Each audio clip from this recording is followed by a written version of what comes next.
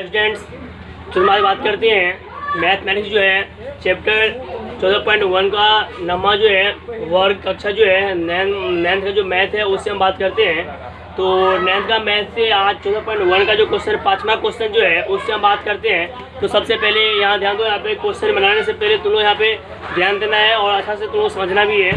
चलो हम देखते हैं यहाँ पे कि क्वेश्चन क्या है। यहाँ पर है क्वेश्चन है कि एक समद्विबाहु क्या है, एक समद्विबाहु समकोण क्या है, समकोण त्रिभुज का क्षेत्रफल कितना बड़े 200 है। कितना बड़े यहाँ पे 200 cm² है। तो बोल रहे हैं कि इसके कर्ण की क्या बोल रहे हैं लंबाई ज्ञात करने के लिए, उसके कर्ण की लंबाई ज्ञात करने के लिए। तो सबसे पहले इसका क्षेत्रफल कितना दिया है 200 cm² दिया है। तो करो यहाँ पे देखो यहाँ पे कि एक समद्विबाहु त्रिभुज जैसे भुजा जो होता है, जैसे ए बी और बी सी का जो मान जो होता है भुजा जो होता है, जैसे हम एक समद्विबाहु समकोण त्रिभुज बना लेते हैं कि जैसे ए बी और सी बना लिए ए और बी।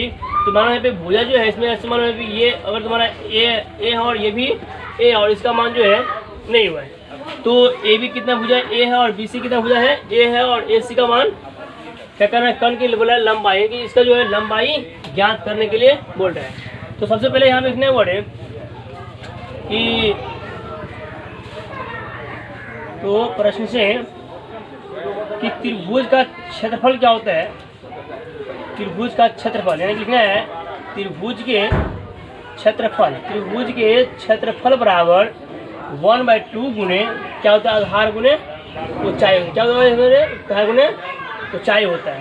तो त्रिभुज के क्षेत्रफल जो है त्रिभुज के क्षेत्रफल बराबर 1/2 गुने आधार गुने ऊंचाई होता है।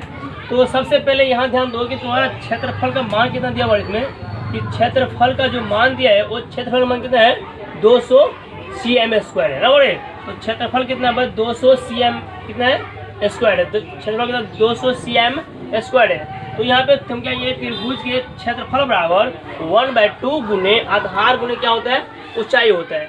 तो आधार गुने क्या होता है इसमें ऊंचाई।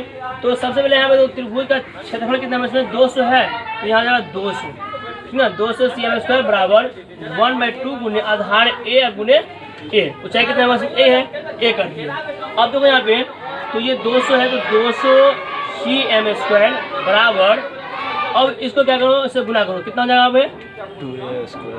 तो a² अब बाई क्या जाएगा पे 2, तो इस 2 क्या करें हमको इससे गुना करना है और इसको क्या करें हमको इससे गुना करना है। 200 को 2 से गुना करना है और a² को क्या करें हमको a से 1 से गुना करना है। तो ये कितना हो जाएगा a² बराबर कितना हो जाएगा 400 हो जाएगा। तो ये कितना हो जाएगा 400।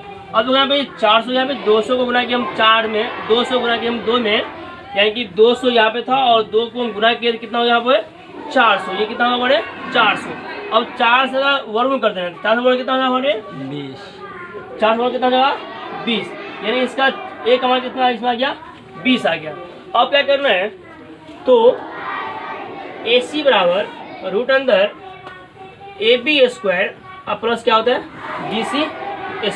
अब देखो इसमें भी A था और यहाँ पे भी A का मान कितना होगा इसमें 20, तुम्हारा ये भी हो जाएगा इसमें 20 और ये भी क्या हो जाएगा 20 हो जाएगा, यानी ये भी 20 और ये भी 20। तो ए बी का मान कितना हो जाएगा इसमें 20 हो जाएगा, एक मान ए बी का मान कितना हो जाएगा इसमें 20 हो जाएगा और बी सी का मान कितना है इसमें 20। और क्या बोला है कर्ण की क्या बोला है लंबाई ज्ञात करने, क्या बोला इसमें कर्ण की लंबाई ज्ञात करने के लिए। चलो देखते हैं यहाँ पे तो ए बी का मान इसमें कितना बड़े 20 है, तो 20 का क्या हो जाएगा whole square plus B C का मान कितना है इसमें 20 है, यहाँ क्या आ जाएगा 20 का होल स्क्वायर।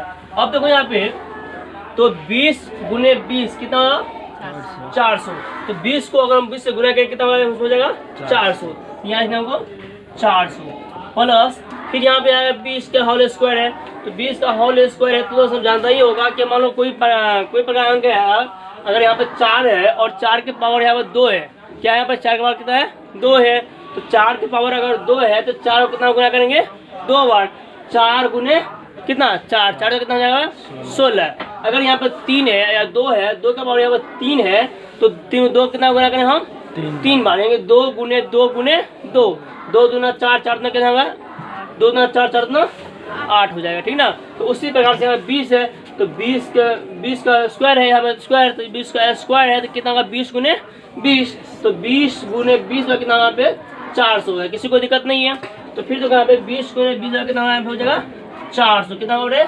400। अब देखो यहाँ पे 400 को भी और 400 जोड़ें कितना होगा 800, तो यहाँ जाएगा 800।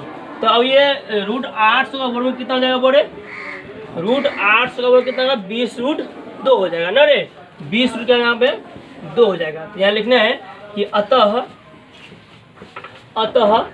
कर्ण की लंबाई, अतः कर्ण